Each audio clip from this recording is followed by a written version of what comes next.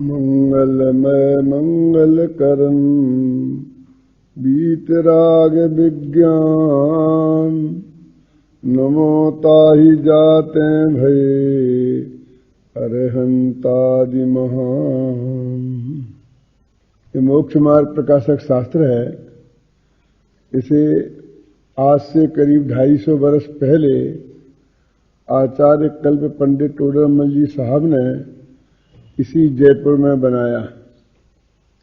विक्रम संवत 1818 से लेकर 1824 के बीच में इसकी रचना हुई। महापंडित टोडरमल पंडितों के पंडित थे। पंडितों के पंडित का अर्थ क्या? पंडित किसे कहते हैं? जो दुनिया की गलतियां निकाले उसे पंडित कहते हैं, और जो पंडितों की भी गलतियां निकाले उसे पंडितों का पंडित कहते हैं, महापंडित। इस मोक्ष मार्ग ग्रंथ के अध्ययन से ये पता लगता है कि जीवन भर स्वाध्याय करने वाले लोग भी जैन दर्शन को समझने में कहां गलती कर जाते हैं, उस बात की पकड़ टोडरमल जी साहब ने की और बहुत विस्तार से वो गलतियां कैसे होती हैं, किस प्रकार की होती हैं, कैसे नहीं हो, इन सब बातों पर बहुत गहराई से प्रकाश डाला। इसलिए मैं कहता हूं कि पंडित टोडरमल केवल पंडित नहीं थे, बल्कि पंडितों के पंडित थे।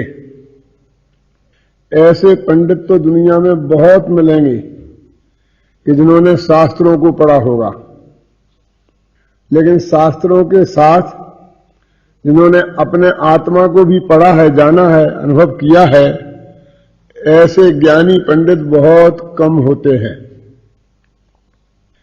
और कदाचित ऐसे पंडित भी मिल जाएं कि जिन्होंने शास्त्रों को पढ़ा हो, अपनी आत्मा को पढ़ा हो, पर सारे जगत को पढ़ा हो, ऐसे पंडित मिलना बहुत दुर्लभ है।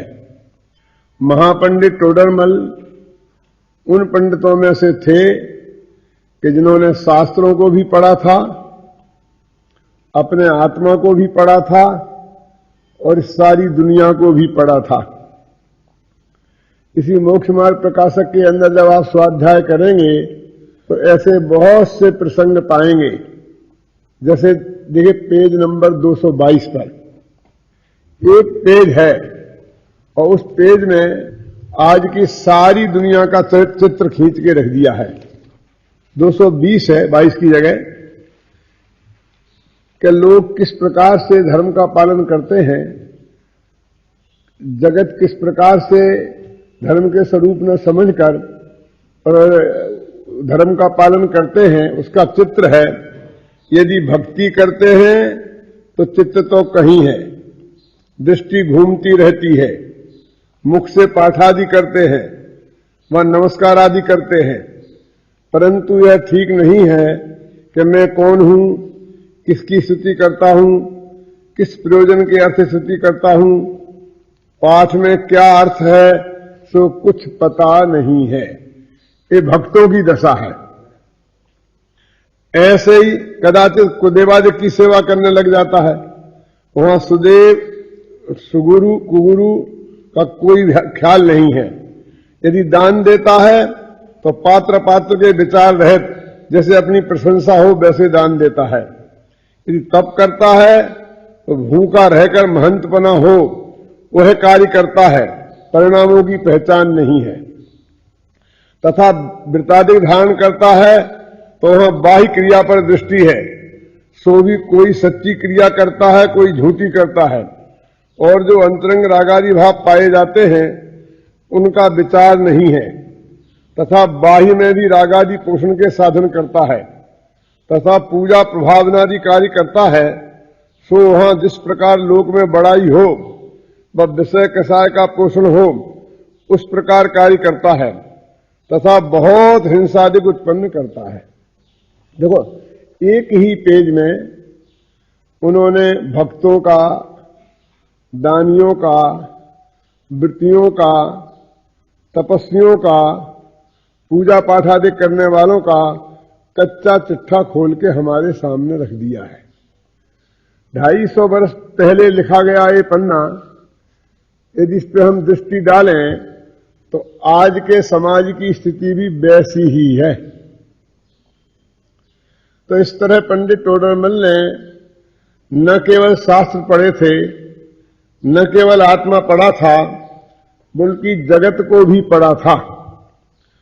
और इस जगत के सामने उस आत्मा की बात परंपरागत शास्त्रों के अनुसार कैसे रखना, इसको भी वे बहुत अच्छी तरह जानते थे।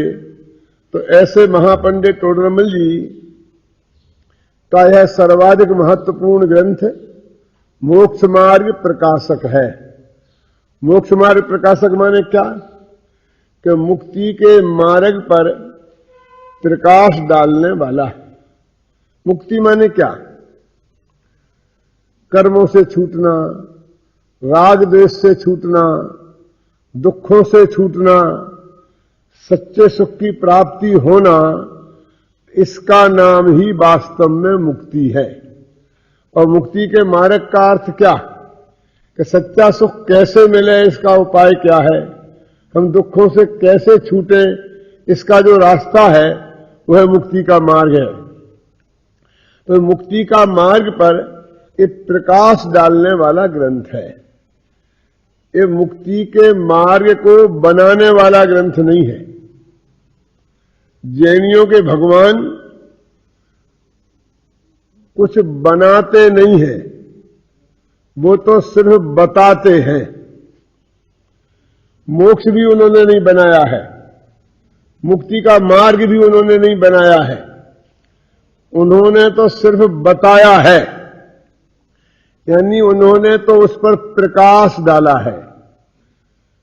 लोक में हम कहते हैं कि रात्रि में रास्ते बंद हो जाते हैं और दिन में रास्ते चलते हैं। तो जब रात्रि में रास्ते बंद होते होंगे तो क्या उन पर कोई अवरोध खड़े हो जाते हैं? कैसे बंद हो जाते हैं? क्या रास्ते टूट जाते हैं, फूट जाते हैं?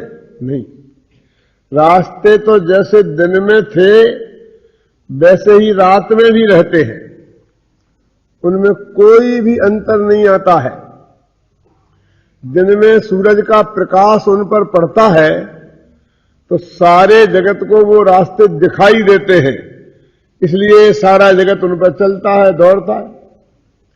रात्रि में जब घना अंधकार छा जाता है तो रास्ते तो वो ही है, लेकिन प्रकाश के नहीं पड़ने से वो दिखाई नहीं देते हैं, और दिखाई नहीं दे तो होने और नहीं होने का कोई मतलब नहीं है। जो रास्ता हमें दिखाई न दे, भले ही वो हो, तो उस पर कैसे चला जा सकता है? जब केवली भगवान की दिव्य ध्वनि यहां खिड़ती थी, उनका सूर्य का प्रकाश यहां होता था, तब सारे मुक्ति के मार्ग के जो रास्ते हैं वो प्रकाशित होते रहते थे।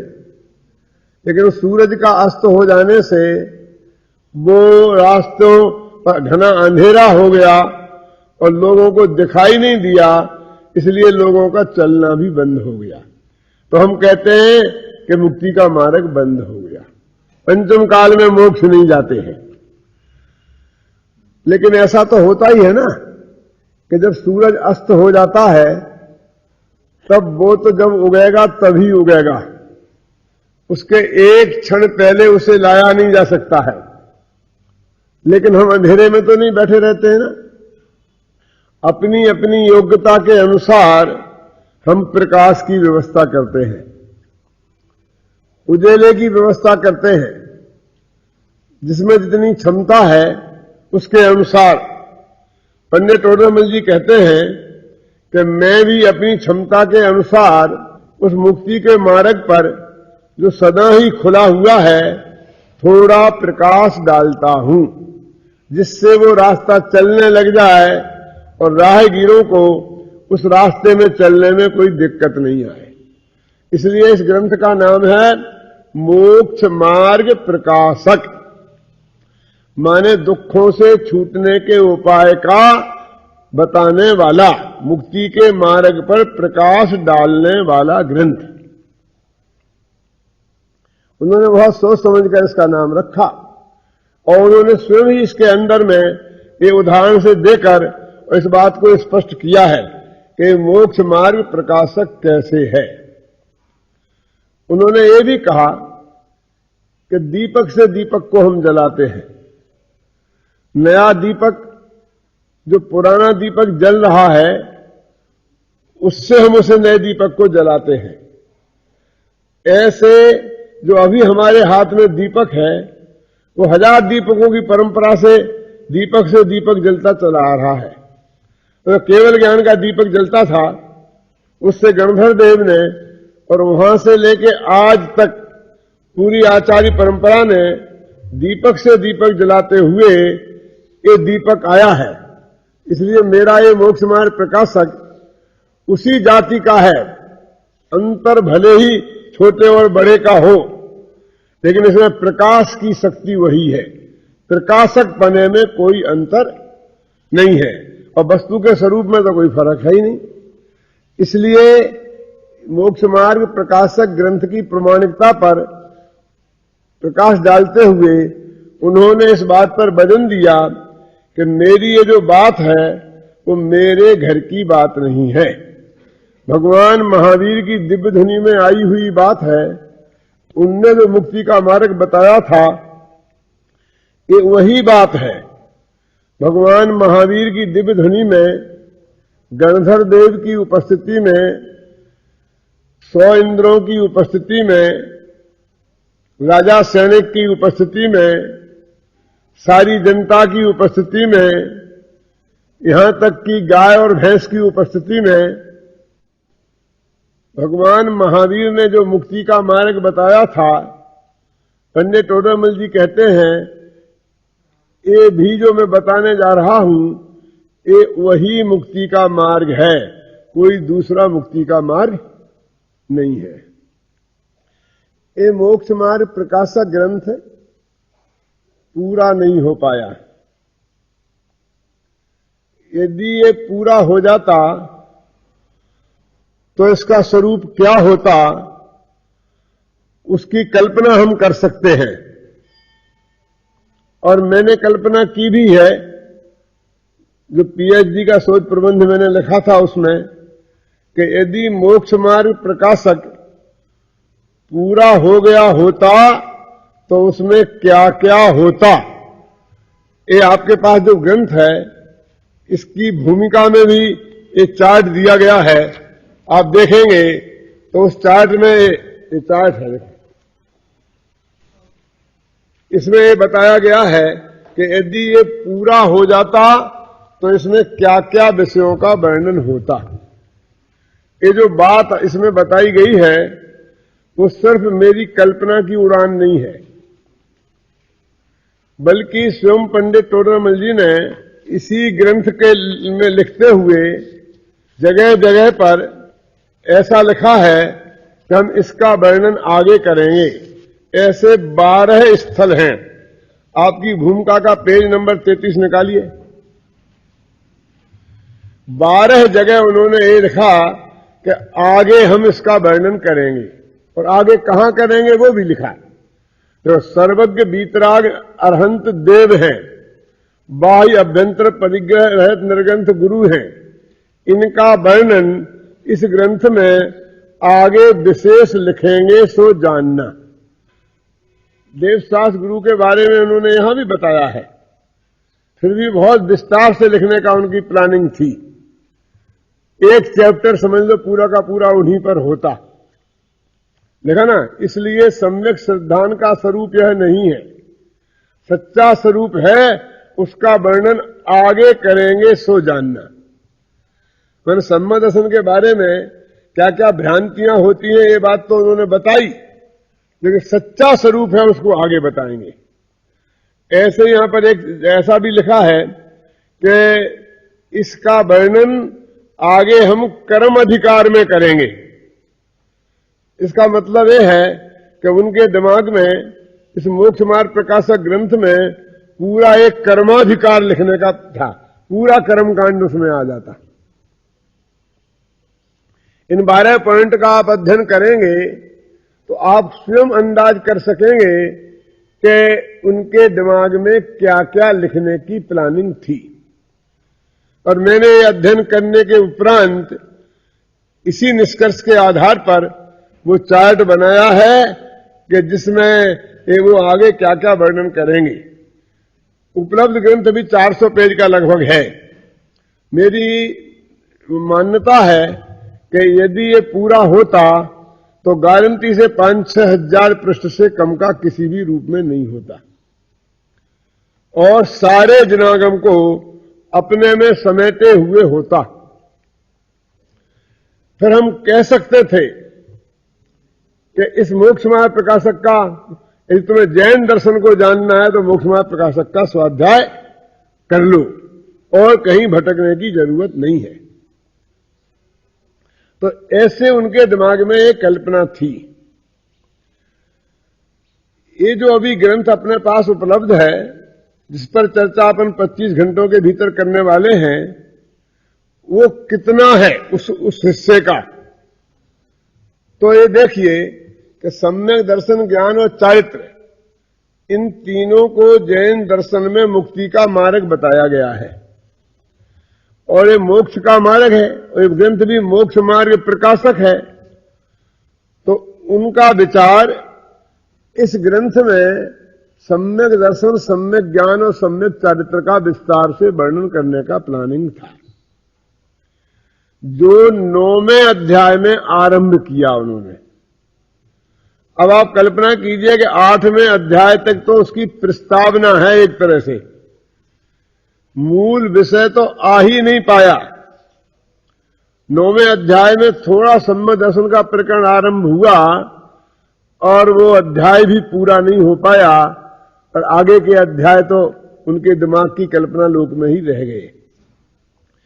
कहने का आशय है कि असली मोक्ष मार्ग प्रकाशक तो आरंभ ही नहीं हुआ।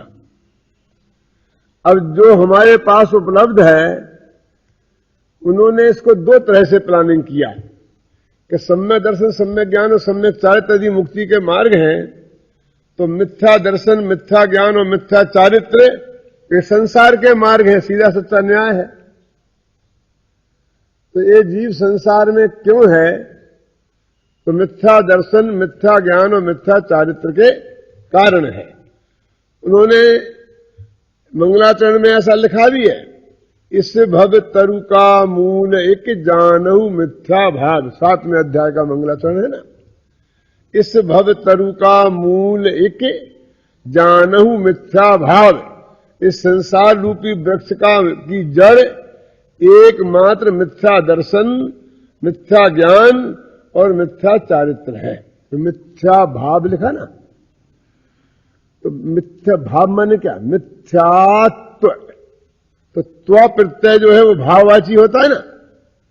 तो चाहे हम कहें मिथ्यात्व और चाहे कहें मिथ्या भाव, दोनों का एक ही अर्थ है।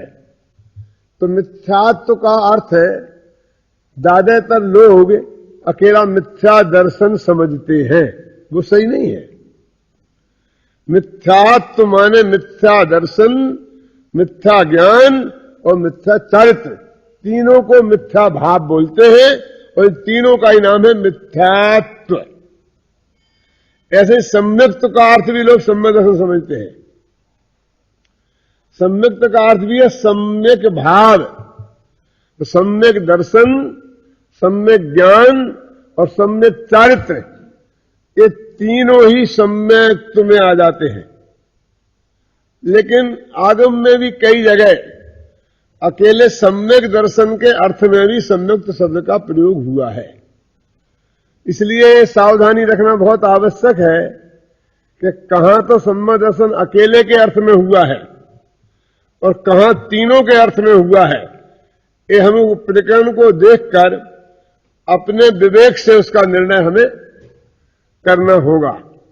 तो इन्होंने शुरू के 8 अध्यायों में, 7 अध्यायों में वो मिथ्या दर्शन, मिथ्या ज्ञान और मिथ्या चारित्र, इनका वर्णन किया है 7 अध्यायों में, शुरू के में।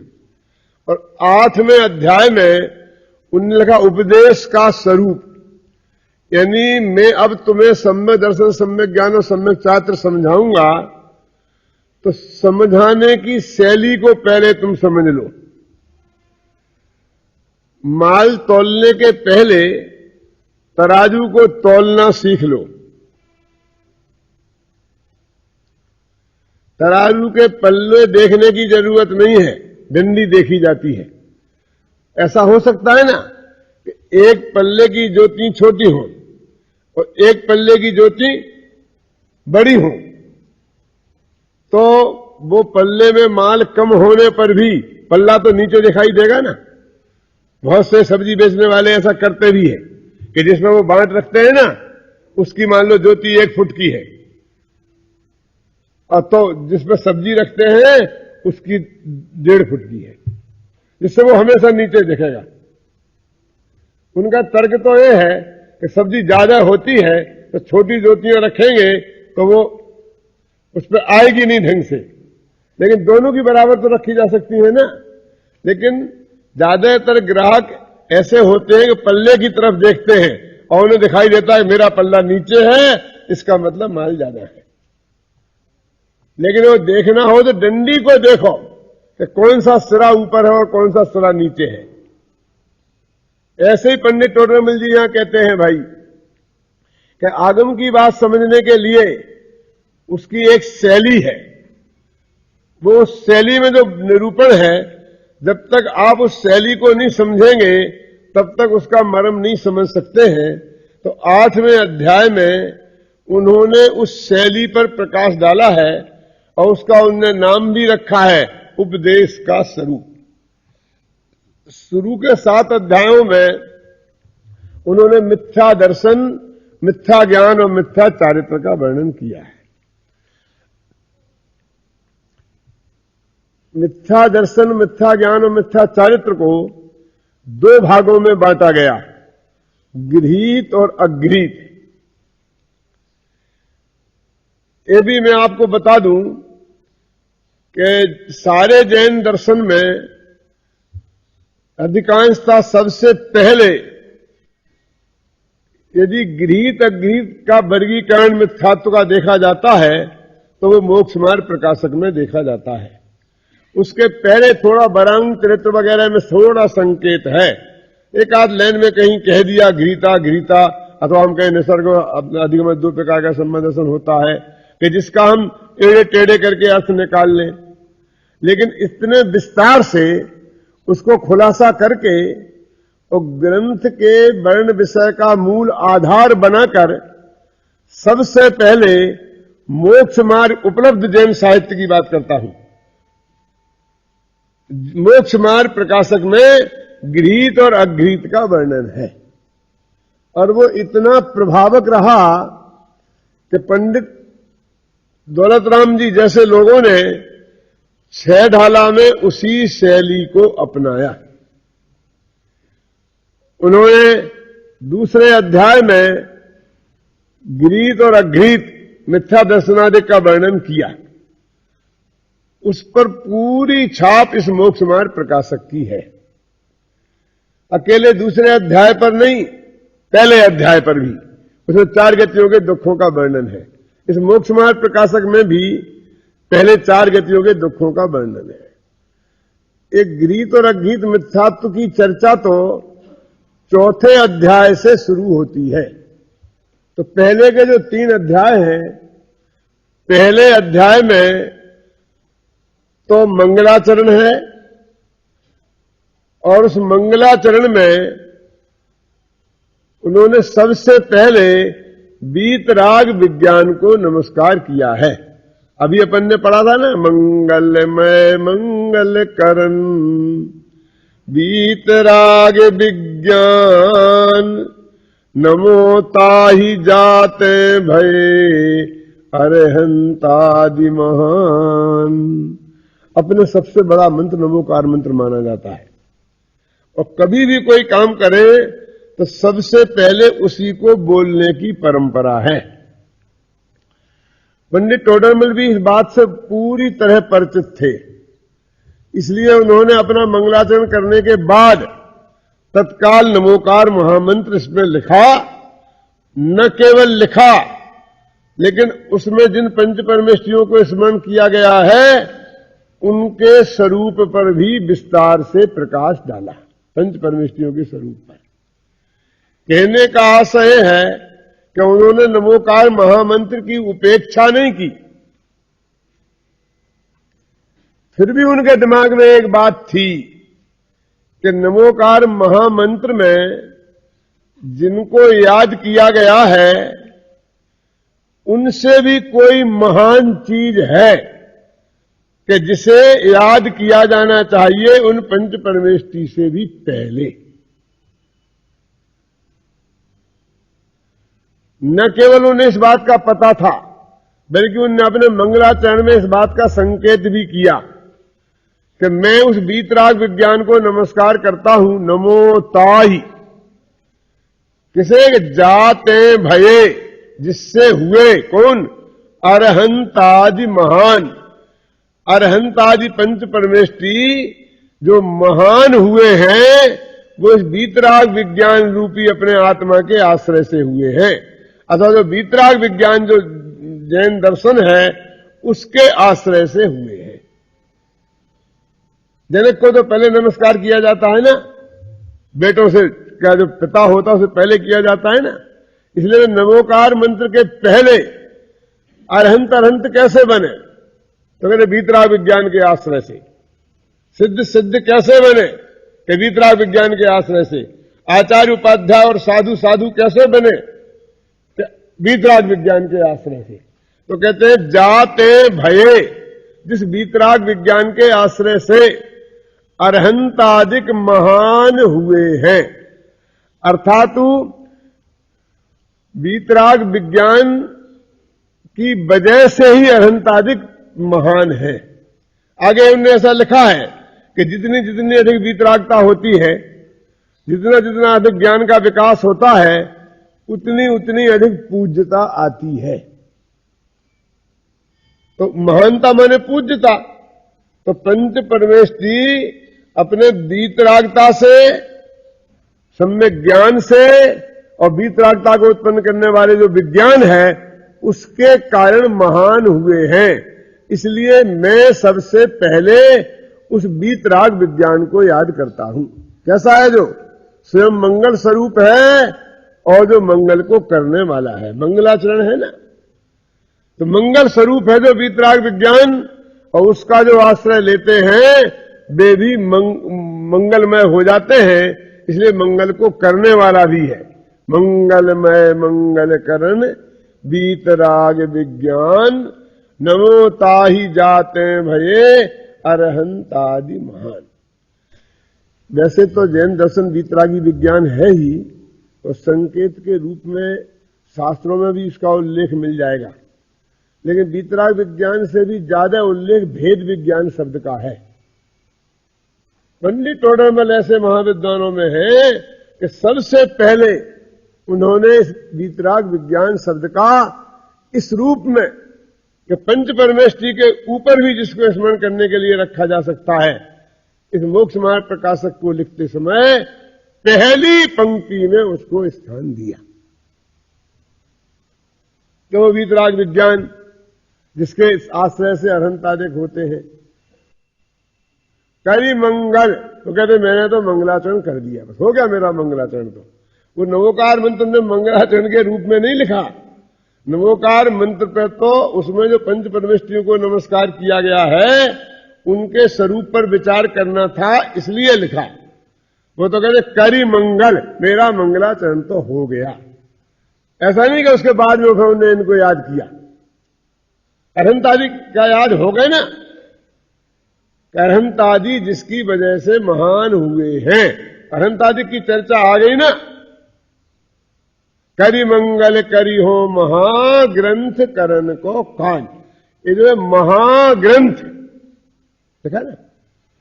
अपन दोहा में पढ़ने की वजह से महा को अलग कर देते हैं, ग्रंथ को अलग। करी मंगल करी हो महा और ग्रंथ करण के कान। ये महाग्रंथ का विशेषण है। महाग्रंथ करण को काज, महान ग्रंथ लिखने का काम मैं आरंभ करता हूं।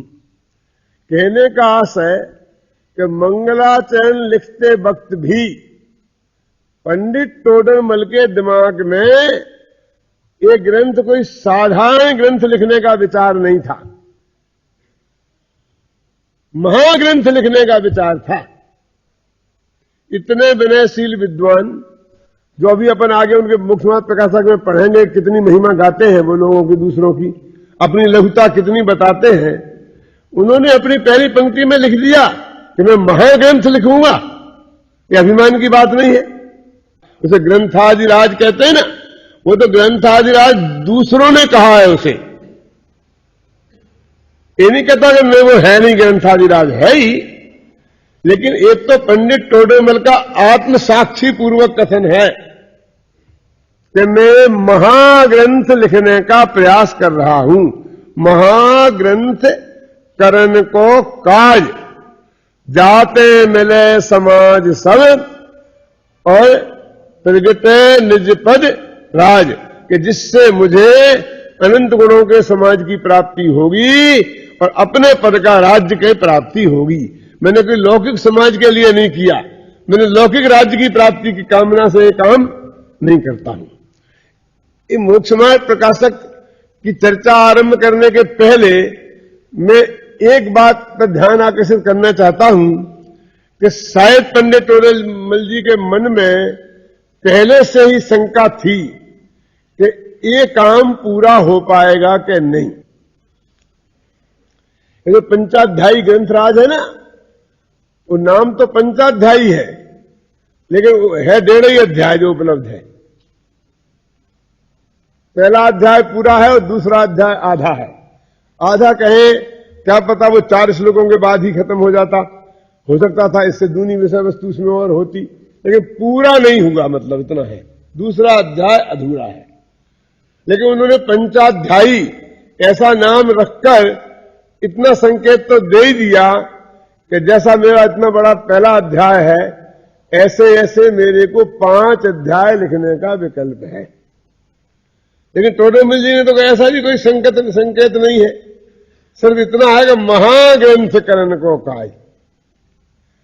जब उन्होंने मंगलाचरण की चर्चा की कि तुम मंगलाचरण क्यों करते हैं, तो उन्होंने लिखा कि निर्विघ्न ग्रंथ की समाप्ति के लिए, अन्य कारणों के साथ इस कारण पर उन्होंने विशेष वजन दिया। तो स्रोत उठाकर चर्चा की कि बहुत से लोग ऐसे हैं कि जिन्होंने मंगलाचरण नहीं किया था और उनके ग्रंथ पूरे हो गए, और बहुत से लोग ऐसे हैं कि जिन्होंने मंगलाचरण किया था और उनके ग्रंथ पूरे नहीं हो पाए। इसलिए तुम्हारी क्या गारंटी है कि तुमने मंगलाचरण कर लिया तो ये ग्रंथ पूरा हो ही जाएगा? ऐसा प्रश्न खुद उठाया। फिर उसका उत्तर देते हैं कि वे जो विषय कसाय के पोषण करने वाले ग्रंथ लिखते हैं, श्रृंगार रस के युद्ध की चर्चा करने वाले ग्रंथ जो लिखते हैं, वे राग देश के पोषक जो ग्रंथ हैं, वे तो मंगलाचरण किए बिना ही पूरे होते हैं। ऐसा लिखा उन्होंने, क्योंकि मंगलाचरण करे तो वो ग्रंथ पूरे होए नहीं। तो उन्होंने लिखा कि मंगलाचरण करने से उसकी कसाएं मंद हो जाएंगी, और कसाएं मंद हो जाने पर तीव्र राग देश के पोषक ऐसे ग्रंथ वो लिखेगा कैसे? गंदे गंदे ग्रंथ।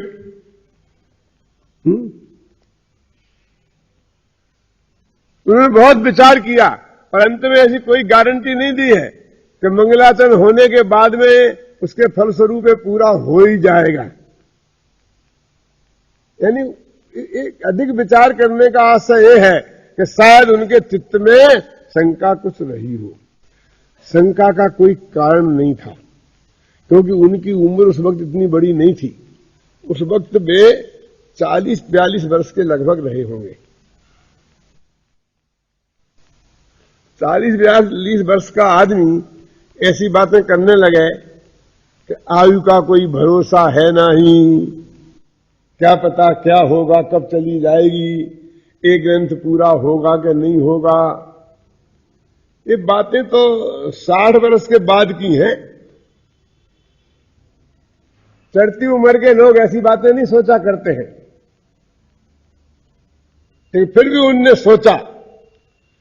तो उस वक्त का जो द्रव्य क्षेत्र काल भाव का वातावरण चारों तरफ था, उसके संकेत उनके इन शब्दों में मिलते हैं। चारों तरफ के वातावरण से उन्हें लगता था कि मैं अपनी जिंदगी पूरी जी पाऊंगा, इसकी कोई गारंटी नहीं। उन्हें और कोई शंका नहीं थी। वो जानते थे मेरी अकाल मौत भी हो सकती है। चारों तरफ से लोग जिस तरह उग्र विरोध उनका उस वक्त कर रहे थे, उस विरोध को देखते हुए उनके लेखनी में ये शब्द आए कि आयु का भरोसा नहीं, और ये ग्रंथ पूरा होता है तो हो जाए हजार अच्छा, मेरी बहुत मनोकामना है कि ये ग्रंथ पूरा। इसमें इस बात के भी संकेत मिलते हैं कि उस वक्त तक वो इतने अधिक प्रतिष्ठित बड़े विद्वान हो गए थे कि लोगों को उनकी जान की कीमत समझ में आने लगी थी। अन्यथा गोलियां मुफ्त में थोड़ी आती हैं। कोई किसी पे गोली चलाकर अपनी गोली खराब क्यों करेगा, और उसके परिणाम में कितना फांसी पे भी चढ़ सकते हैं, इतना बड़ा खतरा मोल क्यों लेगा। लेकिन टोडरमल जी शिथिलाचारियों के लिए बहुत बड़ा खतरा बन चुके थे। वे शिथिलाचारी चाहे जैन हो, चाहे जैनेतर हो, चाहे दिगंबर हो, चाहे दिगंबरेतर हो, उन सबके लिए वे बहुत बड़े खतरा बन गए थे। और उन चारों तरफ का वातावरण देखकर उनको लगता था कि शायद मैं ये मनुष्य भव की आयु पूरी कर पाऊंगा या नहीं। इसमें से उनके ये संकेत मिलते हैं, और उनके जो विकल्प था वो विकल्प उनके जीवन में हुआ भी, क्योंकि वो 47 वर्ष की आयु में अपनी मौत से नहीं मरे। इतनी बात सत्य है। तो इस मोक्षमार्ग प्रकाशक में पहले अध्याय में तो उन्होंने नमोकार मंगलाचरण करने के बाद नमोकार महामंत्र में जिन पंच परमेष्ठियों को याद किया गया है, उनके स्वरूप पर प्रकाश डाला। उस प्रकाश में भी एक विशेषता है, वो परंपरागत नहीं है। अरहंत की परिभाषा लिख दी, सिद्ध की परिभाषा लिख दी, आचार्य की परिभाषा लिख दी, इनके भेद प्रभेद बता दिए कितने प्रकार के होते हैं। ऐसा नहीं किया, लेकिन उन्होंने परिभाषाओं में इस तरह से दिया कि हम जहां खड़े हैं वहां से अरहंत बनने की प्रक्रिया क्या है। जैसे वो अरहंत की परिभाषा में लिखते हैं, गृहस्थपना छोड़कर मुनि धर्म अंगीकार कर निस्वभाव साधन द्वारा चार घातिया कर्म का अभाव करके जो अनंत तुष्ट रूप विराजमान हुए वे अरहंत हैं। वो 40 गुण के धारी हैं और ऐसे हैं और ऐसे हैं, केवल ज्ञान के धनी, वो बात नहीं करी। वो प्रक्रिया बताई कि तुम कहां खड़े हो गृहस्थी में। तो जो अरहंत भगवान बने हैं, पहली शर्त ये है कि गृहस्थी छोड़नी पड़ेगी। जो गृहस्थपना त्याग कर, उसको उन्होंने गृहस्थी शब्द को भाववाची बनाया। कहने का उनके दिमाग में था कि द्रव्य से क्रिया में गृहस्थी छोड़ देने वाले तो बहुत लोग दिखाई देते हैं, लेकिन भाव से उन्होंने छोटी गृहस्थी छोड़कर बड़ी गृहस्थी बना ली है। वो भट्टारकों का जमाना था ना, कि बड़े बड़े तो उनके नाम थे और बड़े मठाधीश बन गए थे। छोटा घर छोड़कर बड़ा घर बसा लिया था। तो वो कहते हैं भाई साहब, ये अकेले बाह्य त्याग की बात नहीं है, वो गृहस्थपना छोड़कर और मुनि धर्म अंगीकार कर, मैंने नग्न दिगंबर दशा को धारण करके, और उसमें भी वो ये भेद डालते हैं कि अकेले बाहर से नग्न दिगंबर दशा धारण कर ली, इससे तुम अरहंत बन जाओगे, इस धोखे में मत रहना। नग्न दिगंबर दशा के बिना तो अरहंत नहीं बनेंगे, ये बात तो पक्की गारंटी की है। लेकिन धारण कर लेने मात्र से नहीं बन जाएंगे।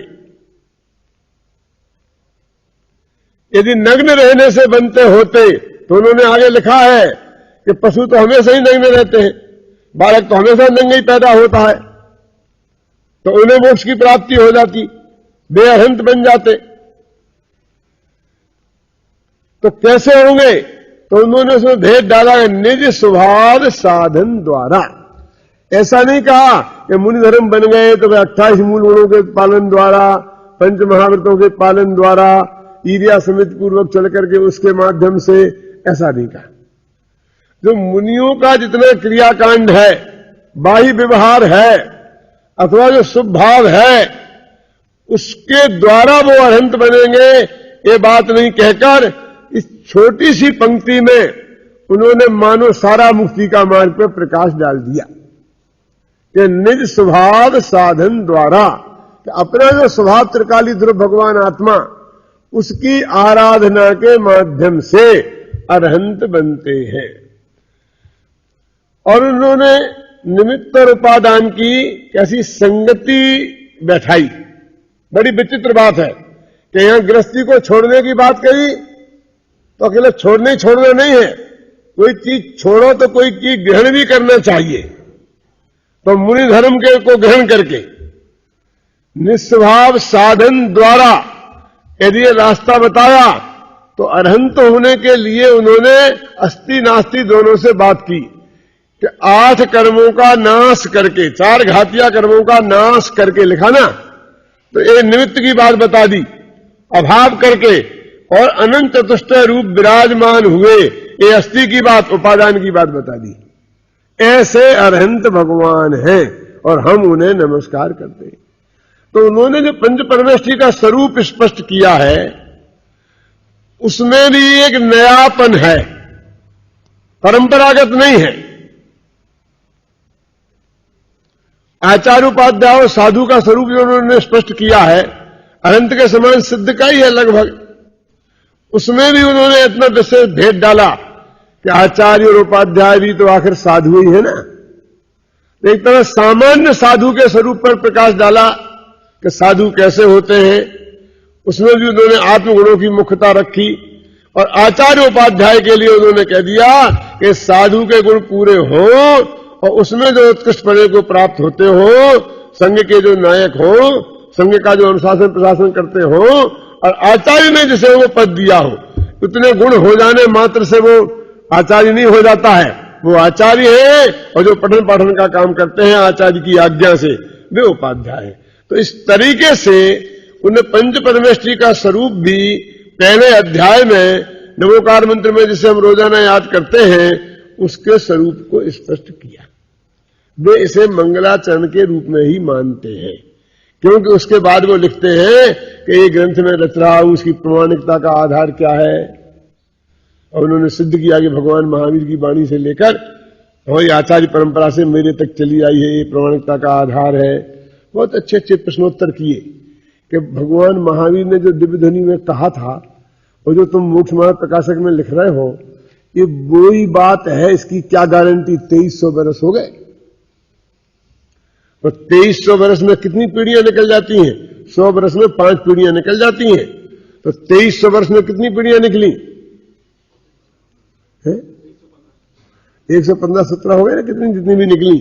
तो इतनी पीढ़ियों में ये वही बात है कि तुम गारंटी क्या ले सकते हो? तो उन्होंने कहा भाई परंपरा से चले आ रहे। तो उन्होंने कहा किसी ने बीच में गड़बड़ी कर दी हो तो, क्योंकि वो परंपरा में सभी लोग बीतरागी सर्वज्ञ नहीं थे, रागी देशी भी थे। उन्होंने कुछ मिला दिया हो तो वो कहते हैं कि ज्ञानी जन उसे चलने देंगे नहीं। ये जो पंक्ति है उनकी इतनी मार्मिक है कि जो विद्वानों के ध्यान को आकर्षित करती है कि तुम्हारी कितनी बड़ी ड्यूटी है, कि तुम्हें यदि ये मालूम पड़े कि ये बात जैन दर्शन के अनुसार नहीं है और जैन दर्शन के नाम पर कही जा रही है, तो तुम्हें दृढ़ता से उसका निषेध करना चाहिए। ये तुम्हारी ड्यूटी है। वो कितना बड़ा काम सौंपा है, लगा ना, ज्ञानी जन उसे आगे चलने देंगे नहीं। वो जिनवाणी जो आज पवित्र है उसका आधार उन्होंने बताया,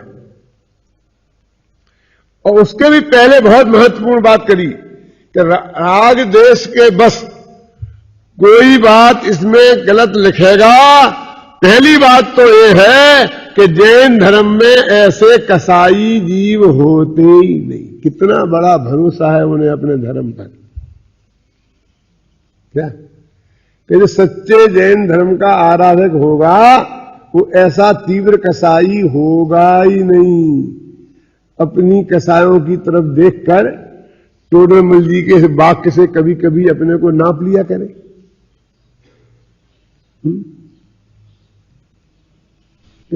कि जैन धर्म में ऐसे कोई महान कसाई होते नहीं। यदि कोई कसाई हो जाए तो और मिला दे तो ज्ञानी जन उसे चलने देंगे नहीं। वे तर्क की कसौटी पर कसकर उसका निषेध कर देंगे। इस तरह ये बात आज तक प्रमाणिक उन्होंने बताई, ग्रंथ की प्रमाणिकता दी। और अंत में वो कहते हैं कि जिनवाणी के वक्ता कैसे होना चाहिए, जिनवाणी के श्रोता कैसे होना चाहिए, जिनवाणी कैसी होनी चाहिए, इस पर भी वो विचार करते हैं। क्योंकि पात्र वक्ता नहीं हो, पात्र श्रोता नहीं हो, और जो बात कही जानी है वो भी जिनवाणी नहीं हो, तो उसका कोई लाभ हमें प्राप्त होगा नहीं। एक दफे वक्ता और श्रोता के लक्षणों को उसने पढ़ने सुनने योग्य शास्त्र, माने जो विषय वस्तु, उसके बारे में उन्होंने विचार किया कि हम शास्त्र किसे कहते हैं। कोई भी चीज बैठ जाना, एक था तोता एक था मैना और दोनों हो गया ऐसे, एक था राजा एक थी रानी दोनों मर गए, खत्म कहानी। इसका नाम शास्त्र सभा नहीं है, इसका नाम तत्व चर्चा नहीं है। वो तत्व चर्चा की विषय वस्तु क्या होना चाहिए, कौन से शास्त्र पढ़ने और सुनने योग्य है। पढ़ने माने वक्ता और सुनने माने श्रोता, कि जो वीतरागता के पोषक हो, जिसे मुक्ति के मार्ग पर प्रकाश डाला गया हो, जो राग देश से पैदा नहीं हुए हो। ऐसा भी प्रश्न उठाया कि कोई अज्ञान के कारण खोटी बात मिल जाए तो राग देश से तो कोई नहीं मिलाएगा, कि जैनियों में ऐसे तीव्र कसाई होते नहीं है, अज्ञान से तो हो सकता है ना। तो उन्होंने कहा कि मूलभूत जो प्रयोजन की बात है उसके बारे में ज्ञानी जनों को अज्ञान होता ही नहीं है। अब रही अप्रयोजनभूत बात, और उसमें कदाचित मिलावट हो भी जाए तो उससे कोई अनर्थ होने वाला है नहीं। इस तरह उन्होंने पढ़ने सुनने योग्य शास्त्र, वक्ता कैसा होना चाहिए, वक्ता की क्या जिम्मेवारी है। देखो उसमें ये भी लिखा कि वो देखने में सुंदर होना चाहिए। हमको कभी कभी अटपटा लगता है कि इससे क्या लेना देना है। इससे एक हम लड़की कोई शादी करने थोड़ी जा रहे हैं, सुंदरता देखी जाएगी हमारी तो विद्युत्ता देखी जानी चाहिए ना। और वो अष्टावक्र का उदाहरण देते हैं हम, कि मैं हंसने लग गया या मैं चमारों की सभा में आ गया हूं, ये चमार लोग मेरे को चमड़ी देखते हैं, ज्ञान नहीं देखते हैं। ऐसी बातें कर करके और हम उस बात का पोषण भी करते हैं। लेकिन टोडरमल जी कहते हैं कि नहीं, वक्ता सुदर्शन होना चाहिए। और इसका प्रमाण उसी कहानी में है कि राजा की राज्यसभा जैसे शब्द संस्कृत आदमी, कोई ज्यादा साधारण जनता तो नहीं थी। राज्यसभा में कौन बैठते हैं? जो विशिष्ट लोग होते हैं ना, पढ़े लिखे होशियार, देश की क्रीम, और राजा की उपस्थिति में वैसे ही भयाक्रांत रहते, राजा के सामने कोई कुछ करने की कोशिश करे। और एक आदमी की बदसूरती को देखकर उन सभी को ही हंसी आ गई। इसका मतलब यह है कि यदि कोई ऐसी बदसूरती है कि जो सबके चित्त में हास्य पैदा कर दे, उद्वेग पैदा कर दे, ख्याल में आया ना, तो निश्चित रूप से वो जुर्मानी की बात जो कहेगा उसे लोग सुनेंगे नहीं, उसी शक्ल ही देखेंगे, अच्छी हो तो बुरी हो तो। उसको उनका चित्त चंचल हुए बिना रहेगा नहीं, ये बात सिद्ध हो गई ना उसी बात से। तो थोड़े जी कहते हैं कि नहीं, वो सुदर्शन होना चाहिए। हमें वो क्वालिटी नहीं हो कदाचित, अथवा हमें जो वक्ता प्राप्त है उनमें नहीं हो, तो हम अपनी कमजोरी समझें और उससे हम नहीं सुने पढ़े, हम नहीं करें चर्चा, हम नहीं बोले, इसके लिए ये बात नहीं कही जा रही है। लेकिन ये तो सर्वश्रेष्ठ वक्ता की बात चल रही ना। मैं आपसे पूछता हूं, अनंत भगवान समोसर में बैठे हो और वे काने हो, क्यों आप पसंद करेंगे? आप उनकी मूर्ति मंदिर में विराजमान करेंगे काने महाराज की? क्यों बोलिए? मेरे कहने का अर्थ फैक्ट है, सवाल किसी की निंदा और प्रशंसा का नहीं है। बहुत बहुत बातें हैं उन पर, प्रायः प्रश्न सहा प्रागैव दिष्टोत्तरा, कई महत्वपूर्ण बातें हैं। प्रश्नों को बर्दाश्त करने की ताकत होना चाहिए। प्रश्न में बर्दाश्त करने की क्या बात है? कुछ श्रोता ऐसे भी होते हैं कि तीर जैसा चुभ जाए ऐसा प्रश्न करते हैं। श्रोता में तो श्रोता भी होते हैं ना, क्यों? श्रोता तो पब्लिक का नाम है, साधारण पब्लिक का नाम है। तो कुछ भी ऐसा व्यंग, कोई ऐसी चीज, ऐसी बात पूछ लेते हैं कि वो तिल मिला जाए आदमी, और तिल मिला जाए और गुस्से में वक्ता बकने लग जाए तो सब मामला ही पलट जाएगा, कहीं पलट जाएगा। तो उस प्रश्न को सहन करने की ताकत, इसका नाम है प्रश्न सहा। और प्रागैव दिष्टोत्तरा, 90% प्रश्नों के उत्तर तो उसने पहले ही देखे हो। मैं देख के बताऊंगा, मैं देख के बताऊंगा, मैं कल बताऊंगा, हर प्रश्न का उत्तर यही दे दे, तो फिर क्या बकता? बताए तो बैठा गद्दी पे। ठीक है, 10 प्रश्नों में से एक प्रश्न कह दे कि मैं देख के बताऊंगा कल, मेरे को नहीं आता है तो चले, नो का तो उत्तर देवे। तो प्रागैव दिष्टोत्तरा, पहले ही जिसने उत्तर को देखा हो। तो ऐसे ऐसे बहुत से गुण इसमें बताए हैं कि ऐसा वक्ता होना चाहिए। और वक्ता तो उन्होंने अरहंत से शुरू किया है। तुम अपने पे क्यों ले जाता है? हल्दी की गांठ क्या मिल गई है, पंसारी बन गया तू। जब वक्ता के लक्षण पड़ता है तो मैं वक्ता, ऐसा सोच के बात करता है। उनने वक्ताओं में अरहंत भगवान को लिया कि नहीं लिया? तो मैं पूछता हूं, काले कलूटे काने अरहंत भगवान तुम्हें पसंद है? तुम्हें सर्वांग सुंदर हो, ये शर्त उनकी दृष्टि से क्यों नहीं विचार करते तुम? गणधर देव ऐसे हो, हमारे आचार्य ऐसे हो, ऐसा हम पसंद करेंगे? बोलो। अरे ये जो रेडियो पे, टीवी में जो समाचार वाचक होते हैं, उनकी भी खूबसूरती भी देखी जाती है और आवाज साफ है कि नहीं ये भी देखी जाती है। क्यों? क्योंकि यदि ऐसे ऐसे आदमी को इसमें कर दे तो लोग सुनेंगे नहीं समाचार। तो तुमने वक्ता की बात आते ही अपने को वक्ता मान करके और ऐसी बात सोचने लगते हैं। वो तो कहते अरहंत से शुरू होते हैं। और श्रोताओं की बात की तो उन्होंने गणधर देव को सबसे बड़ा श्रोता बताया। गणधर देव जैसा कोई श्रोता है ही नहीं। कि जब भगवान की दिव्य ध्वनि खिलती है, वो 4 ज्ञान के धारी हैं, सम्यक दृष्टि है, मुनिराज है, हर अंतर्मूर्त में आत्मा में जाना है उन्हें, तो भी 7 घंटा और 12 मिनट रोजाना भगवान की दिव्य ध्वनि सुनने में हाजिरी देते हैं और उपयोग लगाकर सुनते हैं। उसके बीच में आत्मा में भी जाते हैं। बोलो, हम तो आज आए और कल नहीं आए, 5 मिनट लेट आए, 5 मिनट देखो कभी लेट आए तो क्यों? यदि आपके अध्यापक आपसे कहते हैं कि तुम लेट आए हो, ये गलत बात है, तो क्यों कहते हैं कि तुम गणधर देव की जगह हो? भाई साहब, गणधर देव लेट आए तो क्या होता? 66 दिन तक भगवान की दिव्य ध्वनि नहीं खिली। ये तो हमारा सौभाग्य है कि कोई वक्ता ये कहता है कि अभी निहाल जी नहीं आए, क्या बात है, चलो 2 मिनट रुकते हैं, उन्हें आ जाने दो, फिर बात शुरू करेंगे, बहुत मरम की बात आने वाली है। क्यों?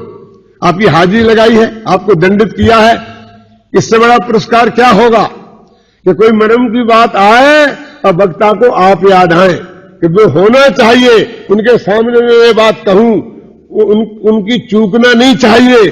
उनके दिमाग में तुम्हारे प्रति कितना बहुमान है और तुम कहते भाई मेरे बंधन हो गया, मेरा बंधन हो गया, मेरा बंधन हो गया। कहने का आशय है कि उन्हें वक्ता का लक्षण, श्रोता का लक्षण, पढ़ने सुनने योग्य शास्त्र क्या है, ये सब चर्चा की। और अंत में मर्म की बात है, वो लिखते हैं कि ऐसे सहज संयोग प्राप्त हो जाने पर भी जो लोग यदि जिनवाणी को नहीं सुनते हैं तो उनके अभाग्य की महिमा तो हमसे हो सकती नहीं। जैसे कोड़ी को अमृत पान कराए और वो न करे, लिखा कि नहीं लिखा है?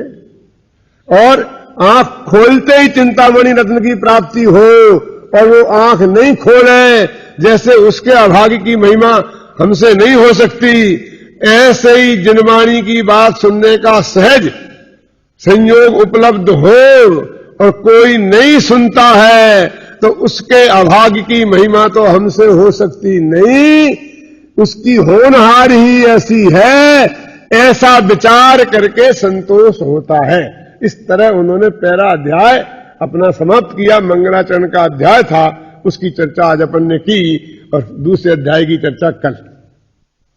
शांति सुधा बरसाए जिनवाणी, शांति सुधा बरसाए जिनवाणी, वस्तु स्वरूप बताए जिनवाणी, वस्तु स्वरूप बताए जिनवाणी, पूरा पर सब दोष रहित, आप क्रिया से शून्य सोझे, परमागम कहलाए जिनवाणी, शांति सुधा बरसाए जिनवाणी, परमागम भाव्यों को अर्पण, मुक्ति बधू के मुख का दर्पण, भव सागर त्रिताय जिनवाणी, शांति सुधा बरसाए जिनवाणी, राज रूप अंगारों द्वारा महाक्लेश पाता जग सारा, सजल मेघ बरसाए जिनवाणी, शांति सुधा बरसाए जिनवाणी, सत्य तत्व का ज्ञान कराए, अचल विमल निज पद दर्शावे, सुख सागर लहराए जिनवाणी, शांति सुधा बरसाए जिनवाणी, वस्तु स्वरूप बताए जिनवाणी, शांति सुधा बरसाए जिनवाणी।